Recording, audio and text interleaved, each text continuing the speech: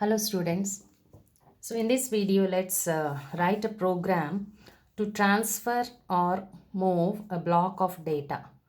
That means an array of bytes from one location in memory to another location.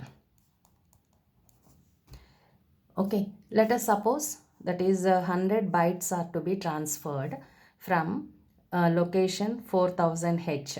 That means 100 bytes is available of data is available for starting from location 4000H, and we want to transfer, we need to write a program which can transfer that 100 bytes to another location, that is 5000H, starting from 5000H. Okay, so let's see how we can write a program to perform this operation. Okay, so this is a block transfer program. So here the source memory address is 4000H. Okay, so starting from this location, 100 bytes which are at consecutive locations starting from this address, that means from 4001, 2, 3, 4, so on till the 100 bytes. Okay, to be transferred to the destination address is 5000H. So 4000 contents must be transferred to 5000. 4001 contents must be transferred to 5001, so on. Okay, so this is what our program need to perform when it gets executed. So let's start writing the program. So first we need how many bytes are to be transferred. So for that, count is to be initialized. It is 100 bytes, it is given 100 in decimal. When it is in binary, it is 64. In hexadecimal, it is 64H. So we'll move this 64H. This 100 is in decimal. Okay, in hexadecimal it becomes 64.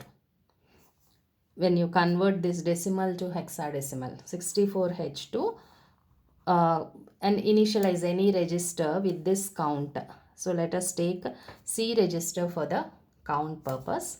Now next thing we need to do is pointer is used to point the source location and to destination location. So let us take HL register to point to source memory address. So 4000H we are initializing to loading to HL pair. So this HL pair is used as a pointer to the source location. Then for destination, let us take DE pair. So DE pair, load it with the destination starting address.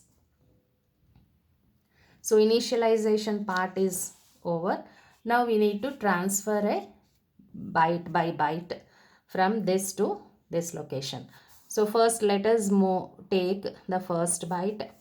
So I can say move M to A. M here indicates, HL pair address. We call it as, we indicate it with M. Okay. So with this instruction, the data byte which is present in the location pointed by HL pair, that is 4000H, is moved to accumulator. Now this data is to be transferred to the destination 5000H, that is pointed by DE pair. Okay, so we can use an instruction. If you remember the instruction set we discussed, there is an instruction stacks D. So what happens with this instruction? Accumulator contents are stored to a location pointed by DE pair.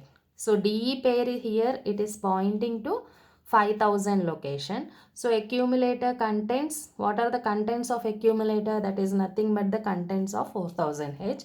That is moved to DE the memory location pointed by DE pair, that is 5000H. So one byte is transferred from source to destination.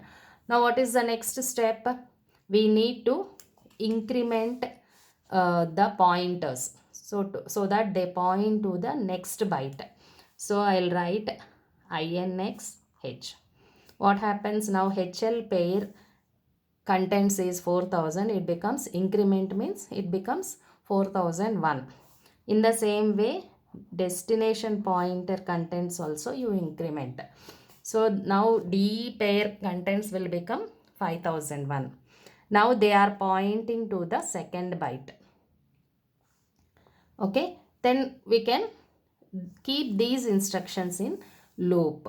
How many times this loop is to be performed? This loop is to be executed 100 times because the count is 100 bytes. Okay, so we'll decrement the count, right? Decrement C. We should check whether how many the bytes transferred count is reached or not. Okay, so for the decrement C, now C will become 63. Here we need to check whether this count has become 0 or not. So for that what we use? The conditional branch instruction. Jump on no 0. If the count is not equal to 0, what is to be done?